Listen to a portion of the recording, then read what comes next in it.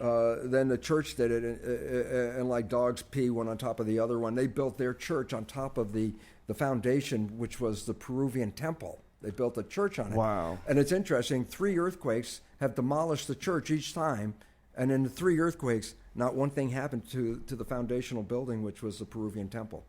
Wow. Yeah. That's amazing. Yeah, it's totally. They knew all this stuff. There was great technology. There was a lot of stuff happening in those. There's something that there are civilizations that we don't talk about in history books. Our history book talks about the Middle East, Babylon, and all that kind of stuff as a source. And it's like there were civilizations that were here and died out that were much more advanced before that. You believe that? Yeah. Oh, they got enough archaeology on just showing that now.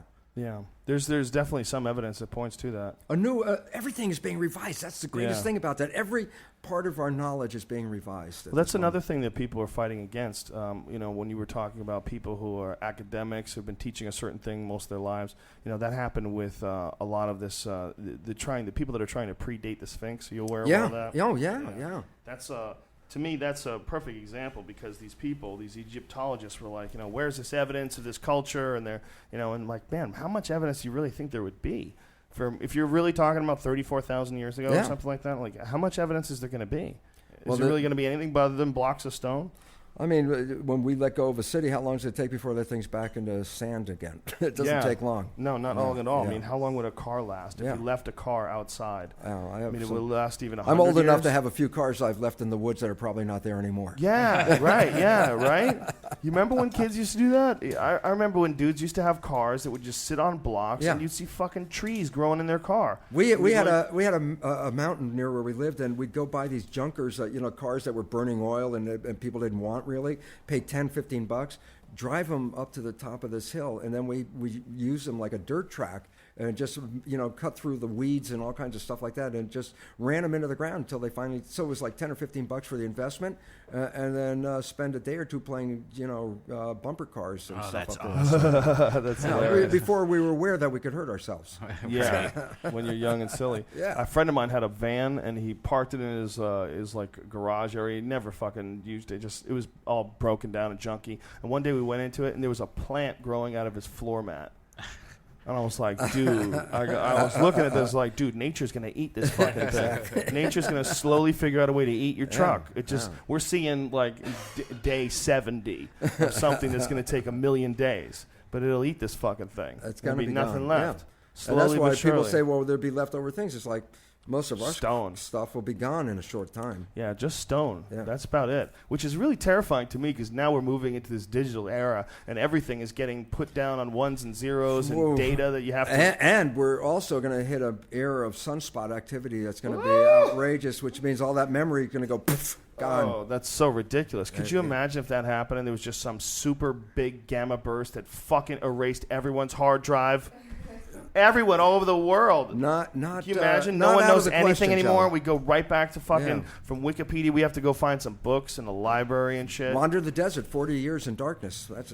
God damn. If that happens, I don't know what I want to do. I really don't know. I don't know if I want to get swept up in the fucking hurricanes that kill people, or if I want to. I just hope my DVD repopulate. player and my television keep working because I'll just watch movies as the sunset continues. Yeah. Really? You just watch movies? Just hang out on my hilltop. And do you think you'd be and comfortable on your hilltop by yourself? How long? If you knew that the rest of the world was dead? If you were like that dude. Remember Ernest Borgnine in the Twilight Zone? Remember that he was so happy that the world exploded because he was inside of a vault, and he came out and he's like, "Oh, all these books, I can read these books." And then he dropped his glasses and broke them. Oh yeah, there's a problem. Yeah. Yeah. But he was so excited before that. He was so excited to be alone with books. Do you think you could rock it like that? I could do it for a period of time. I did it in the Caribbean a lot, so that was by yourself. Oh yeah, that's just when I kept. Completely by my yourself? line never got fulfilled, and there I am by myself. So what would you do down there? Oh man, well there's. First thing, I started living more outdoors than I ever did before because I was always a laboratory scientist. So it was like But you were completely by yourself down there? You didn't have any interaction with people? No, I taught a class with students. Oh, see, that ain't the same, dude. No. You gotta. We're talking about like if you were the last dude on Earth, how long would you be able to deal with it? Jeez, I know. You were teaching a class. Yeah. That's such a big difference. It'd be like Tom Hanks' Castaway thing. It probably wouldn't last very long in a good state. Yeah, you would commit suicide. You'd be friends with a ball. You'd be angry. Yeah, you'd get angry after a while, right? Wilson. Don't you think you'd probably Yeah, I think the human animal, and that's a fascinating thing about people, is that we need each other so much that we get sad when there's no one else around. Actually, in biological understanding, it's inconceivable. It's just a quote. It's inconceivable to think of an organism ever living by itself. No organism ever lives. Isn't by it amazing itself. though? Because you definitely need some alone time. Why can't we balance that shit out? Right? Because I do like watching TV by myself when everyone's asleep and I'm alone. I like it. Like if I'm staying in a hotel room, I'm like, ooh, I get to watch whatever the fuck I want to watch, and no one's going to talk to me right now. Like, you like that. You like being alone. But ultimately, if it stayed that way, you would be miserable. But that's what makes coming home even the better. Yeah, it's a weird sort of a pulsating back and forth thing, just like everything seems to be. Yeah. Mr. Lipton, why does it all go like that? There's a pull and a push. There's a battle going on right now. Everything's vibration, Joe. How do we fix this fucking thing? Start thinking differently. Start thinking in a way of let's start living in harmony with each other and let go of the system. That's easy for you to say, though. What about people with bills and people who live in shitty neighborhoods? They just pretty take soon steps to all fix that stuff's it. going to fall apart. I really believe we are going to go into a state of chaos not that far into the future. So my Fear Factor money's fucked. It's no good. No, spend it now and get all the things you want right Buy now. some cool Because it hats. won't be worth anything soon, right? No, the money's not going to be worth anything. When do you think money's not going to be worth anything? If you have Because an that's how we've estimation? been manipulated. No, but I'm saying, like, how much time do we have left to buy shit? 7 months. How much time do you think? I have no idea, but it's surprising me how fast some of the changes have occurred. So since because the book on evolution that I wrote was just a couple of years ago, and stuff that I was talking about is now beginning to manifest already, especially with Occupy Wall Street. Meaning people are pulling out of the system, and that's all it begins. It's once they start pulling out critical level, the system will stop. Yeah, but how are they pulling out of the system by just like Because camping out? they're not even being able to participate. They can't even get a damn job. How are those people eating? How's that all working? People feeding them? Community? Yeah. People are feeding them? And community is the necessary step of evolution. And that's what will keep people alive. If people learn to live in community, there'll always be a support system. But if they try to do it without community, it's not going to work. Well, that's what seems to be going on with this Occupy Wall Street thing, is that this is the biggest number of people that are willing to hang out together outdoors that I've ever seen. Yeah. And it has become, they're united in this. Like Jamie Kilstein. You remember Jamie Kilstein from the podcast? My buddy. He's every fucking day I look at his Twitter. It's #OWS. Like everything is Occupy Wall Street. He even went to Australia. He was on vacation over there or working. I don't know what he was doing, but he went to Occupy Melbourne. I mean, like, dude, settle the fuck down. It's not even your country. You don't even know what their argument is. Maybe you'd be on the banker side over here. I don't know. I'm just talking shit. But it's amazing how much it becomes a community. It really becomes all these people that are supporting Occupy Wall Street. They're united in this thing, and they feel like they are the only thing that is going to stop the tyranny. They're the only thing that's going to step forward and say enough is enough, and hopefully something comes out of it. But no one knows what. The definition of humanity is community. It doesn't work if it's not community. So basically, that's the motivation. And look at the consequence of this, and the reason is we have been systematically deprived of community over time. At first, local neighborhoods, and then even in a family home, when they put when television's in there, and all of a sudden, the family's not even working as a community. It was the last piece of it, and all of a sudden there was no community anywhere, and that's why. So you think that television, families watching television, robs them of the community? At some point it did, because Can you watch some of it? Can you watch like one show? Oh, I love. I watch the news. I watch Jon Stewart. That's my only television. That's a great 30 show to Rock. watch. I need to laugh every now and then. So. Well, Jon Stewart's hilarious, and that show is the perfect example for me of what a comic can do with just the regular, real news, the real reality of this world that we're living in, especially and do it dressed like them, wearing a suit, sitting in front of a desk like them.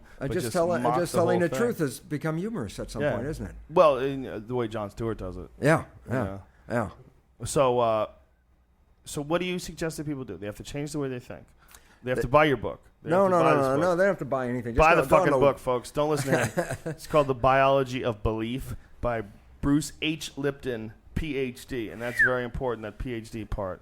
There was something there at one point. All right. He knows more than you, stupid. Where did you go to school? Graduate school, University of Virginia. And was that during the summer of love and all that crazy Absolutely, time? and so it was so unfortunate because... what was it like to see that happen? Like, Hunter Thompson had that great line about, seeing that and then seeing the tide roll back and seeing it the one time, like being during the 60s in San Francisco and the acid culture, and seeing what's possible, and then seeing it all pull back. Yeah, it was. What is it like to you? It was the most exciting time I can experience and that I have experienced on this planet, because every day we get up and we didn't know we knew something was going to happen every day. Because everybody's like, it was on the edge. It was like beginning to burn. So something was happening. What every was day. it like to me? To a person who's, I'm not that familiar with like what it felt like when you say like that something was going to happen. What was going on? This was the Vietnam War. The Vietnam War was going. There were protests against the war. The first it was students congregated together against parents and the community. And so there was like Occupy Wall Street with a little bit more anger to it, and a little bit more, real heavy protests going on, much more. And it was because of Vietnam? Yeah, absolutely. And at some point it's because people started to wake up and say, wait, this is, what's this war all about? There was no reason for the war. Right. And what was the reason for the Vietnam War? What was the real reason? Oil, yeah. And control of the drug trade, which is part of a CIA thing. And this was on television. In fact, this guy, Bill Moyers, one of the best news guys, because he was like a real honest guy, He had a program on that was years ago. People don't remember, and it was like, it was called The Shadow Government. And you can see it on the web, and it's great because it's play it right now. It's the exact same thing. And it turned out the CIA was a funded organization of the government. It was like on a budget, right? But then they found out that they could precipitate a war in a place and have all the local people buy all the guns from them. But then you say, well, yeah, but the local people in these places in the jungle, where the hell do they get all the money? And in fact, they didn't have any money. What they had? Coke, morphine, marijuana. And so the exchange was not, and this was on Bill Moyer's show. He had a CIA guy there say that they linked up with the mafia. And so this was, this is on the show, on PBS. And they linked up the mafia with what? The CIA would carry the guns to this country, make money, sell it to both sides, essentially. And then, because they didn't have money, they were getting paid in all this, like Coke or whatever the hell it was. And then they'd fly that back in CIA planes into the States, and then the mafia would take it from there and pay them back. So they got into a circle. But the point was this. They ended up making more money from the guns and drug trade than the budget. What was the point? They didn't need the budget anymore. They started operating independently. They were making, that's what Halliburton and all this stuff came from. They started operating independent of the government because they were making more money creating the wars and getting involved with the drug and the gun trade. And this was explained to people, and it's like today, the same issue with me is like, oh my God, what are we going to do about it? Nothing. It's just like, that's the way it is, and everybody walked away. It's like, it's just the same thing today with these things I hear. It's like, what are we going to do about it? Nothing. Well, Micah Rupert, the guy who we're talking about, who's the guy who was the star of that movie Collapse, you know what we're talking about? Yeah. He was a cop, and he actually caught them selling drugs in bad neighborhoods, and was told to drop the whole case and testified about it. That's why marijuana is illegal. There's more money for the industry if it's illegal. If it's legal, the whole damn thing collapses. So there's so much money that's being paid at every level, of course, to the police and every other level. Yeah, marijuana is one of my favorites. Yeah. The fact that that's illegal and cigarettes are legal. Well, there you go. Mind-boggling. Logic falls out the window. Yeah, that's the best evidence whatsoever that you're being fucked. Absolutely. Absolutely. It's more money in making it illegal than legal. So is there a book you recommend? Is there a pattern of thinking that you recommend? I mean, how can people sort of wake themselves up out of the state they're in now and sort of evolve past the situation that we're at now together? Knowledge is power. We got to start looking at the knowledge. We got to start knowledge, learning. But it's also like you have to have an ethic. You have to have a way of thinking. Yeah, and you have to look for the knowledge because it's not the knowledge you're going to get in conventional school and the conventional textbook. That's selling a program. We've been playing that program for years. And that's why war after war, we all go, oh, another war, another war. It's like somebody's been playing us it's so beautifully, and it's time it stopped. It's not working anymore because they tapped the system dry. Now we got masses of people. There's no money for them. What are you going to do?